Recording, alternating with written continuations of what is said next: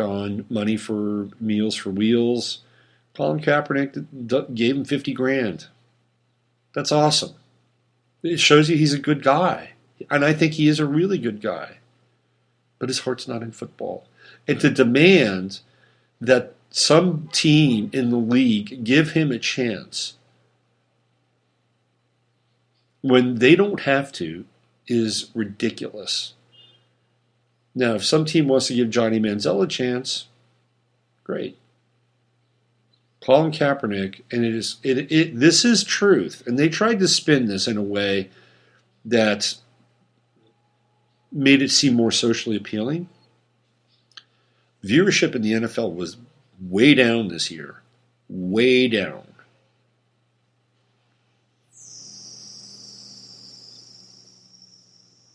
And one of the reasons why is because Colin Kaepernick started a wave of protest. And look, I'm sorry, as much as we'd all like to be enlightened, and we'd all like to have, deeply blue progressive blood running through all of our veins, and we all have blue blood, obviously, but all progressive blood. It's not happening. It is not happening. And as a result, he turned a lot of people off. Even if some of the things he said had merit, like white on black violence or whatever.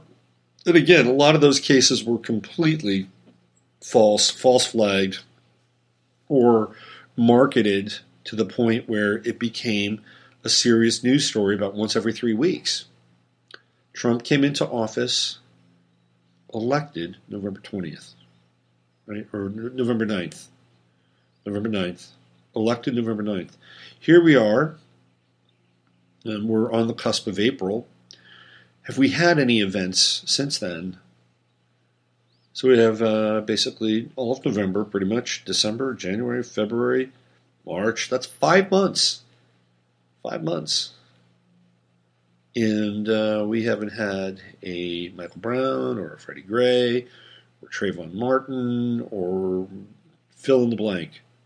That's not to say that they don't happen. These things have happened and they will continue to happen. But what hasn't happened is the dramatization and the marketing of these events. And some of the events are perhaps dubious at times. It's not there. And yet we're living with the burnt ends, right, of that experience, which is unfortunate.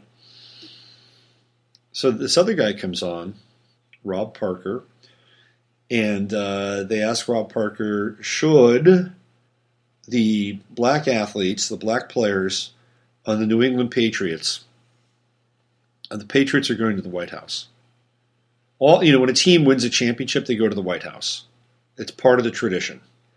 Go to the White House, pose for a photo, meet the president, big deal, whatever. So the Patriots are going. And they asked Rob Parker, who's African American, should the black players not attend? And he says, yeah, they shouldn't go. They should not go. I'm like, and he bases this on the fact that Trump's stance on minorities. And I'm trying to wrap my head around this. Okay. First of all, and I'm not trying to be a Trump apologist here. I'm actually quite critical of Trump at times. If you haven't figured that out yet. He's never come out and said anything derogatory towards blacks or African Americans. It's not on the public record. It is not. And it's not even on the private record. It's not. Tom Arnold said he had something. Hey, we're still waiting, Tom. Clock's on. It was, about a month ago? We're all still waiting for that. I've got a recording of him saying the N-word. Okay, well, where is it? He has been nothing but steadfast in terms of hiring people from across any racial spectrum. The guy's a Gemini. It doesn't matter. Get the job done. The only color that Trump cares about is green. Trust me, it's green. So there's no record. He has one black mark on his record when he was a landlord with his father in New York making a financial decision not to rent to a socioeconomic group. And who did he rent to instead? He rented to the Jewish community because they paid their money, blah, blah, blah, blah, blah. Okay? Not great. Not great. But that was years ago. Years ago. People make mistakes in life. We make mistakes. And what happens is we want to cast them in amber forever. Unless, of course, we deem it that they must get a second chance. Everybody deserves a second chance. And maybe even a third one. Maybe. After that, did Trump ever get popped for not renting to the right people? No. The guy paid a fine and then moved on. I'm just as big of an advocate of Michael Vick. And I know a lot of people who thought Michael Vick should never be allowed to play football again. I think it's bullshit. Michael Vick did his time. He did his time. What he did with dogs was horrible. And he knows it now. I mean, he has been a active spokesperson for animal rights. I mean, who would you rather have come speak at your event? A guy that used to raise fight dogs and woke up? Or somebody who has this kind of theoretical relationship with animals and might be some kind of animal activist because they like animals? I take Michael Vick every single day of the week. And he did his time. He went to prison. And he deserved a second chance. But apparently that doesn't apply to everybody in life. Trump did something wrong. Never, to the public record, never did it again. Where did he ever say that I want Mexicans out of the country? He didn't say that. What he said was, I want people who commit a crime that are here illegally to leave. I don't have a problem with that. Sorry, I don't.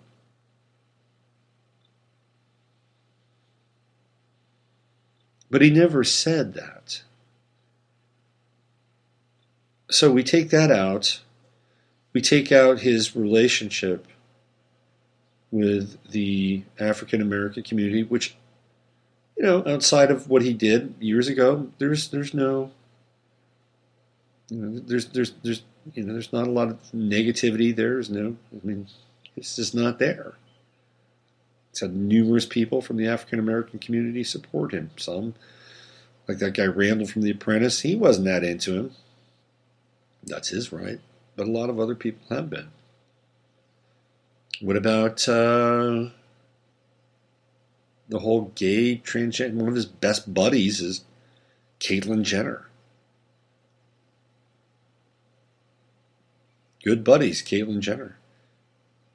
He's actually, he was the one candidate that, these LGBT lobbies, some of these LGBT lobbies, the one Republican candidate that they actually backed. Okay, so we take away the racism with African Americans, the racism with other minorities, or quote-unquote minorities, and the homophobia, transgender. So what am I... Okay, now there's women. Women. There's the tape. Oh, the tape. The tape. Okay? What other kind of privately held moments has he had? I don't know. As men, I hate to say it, we have thoughts. We're men. We're kind of cavemen at times. It's not always the best look, but in some ways it's kind of what makes us a little endearing. But look at his his relationship with women in the workforce, never any hint of harassment. He didn't knock up his maid like Arnold Schwarzenegger did. I mean, there's nothing on the public record. And of course, there were the women who said that they were raped by him, but that never happened. They said they were coerced or bullied. Look, there are a lot of really powerful people inside the Democratic Party. A lot of really rich, powerful people. And if they wanted to surround that person with money, protection, you name it, I guarantee you they would have. If it was that important to bring Donald Trump down, and they said, well, I was afraid. Well, you could have taken great steps to ensure that nothing would ever happen to that woman. It didn't happen. So I'm just going down the list here. Okay? And here's this guy, Rob Parker, basically demanding that black athletes the players of the New England Patriots don't show up out of solidarity. And this is a real problem with the country. It's a real problem with the country. And it's an unfortunate one. And again, I used to be really, really patriotic when I was a kid. It got beaten out of me thanks to Watergate and Nixon and the Vietnam War and Iran and Jimmy Carter. I mean, by the time Reagan rolled around, I was just so over America at that point. And that was a psyop too. It was all demoralization. So I'm doing my best to get remoralized and to love this place to the best of my ability, even though I'm a cosmic citizen. I'm just renting this Earth suit for now. But I am an American, and so I'm going to do my best to support the best parts of America, even if I don't agree with the worst parts of it. And there are plenty out there, especially when it comes to war and tyranny and empire and being the police force for half the world. I'm just not down with that. That's not the best part of who we are, and it'd be great if we could correct it. But I think at some point you've got to say, okay, this guy's the president. Let's go there. And I'm going to meet the guy. I'm going to look the guy straight in the eyes. And I'm going to say, who are you? Where are you? Where are you coming from? I just want to know. Wouldn't you want that experience?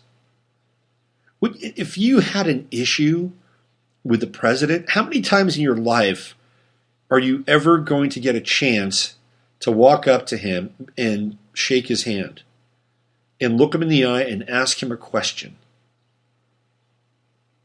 Probably never. But instead, you'll stay away and go, oh, yeah, look at me. Look at me. Oh, yeah, power to the people, man. Screw him. Yeah. You get little pats on the back and everything and feel really good. Oh, yeah. Well, why wouldn't you want to just look him eye to eye, man to man? And just say, look, where are you on this? As an African-American male, I'm concerned. And maybe that guy could look you right in the eye, look you right in the soul and say, look, I'm here. I got elected, and I'm doing my best for everybody, including you and your family and everybody else that's associated with your community, where you came from. I'm doing the best I can. It's not an easy job, but I'm doing the best I can, and you have my word on that. I mean, why wouldn't you want to have a moment like that? And you could ask yourself, geez, maybe that guy's for real. Maybe he's for real. Maybe I need to rethink this. Or maybe you say, hey, he's full of bullshit. Third time today. And you walk away saying, that's exactly what I thought he was.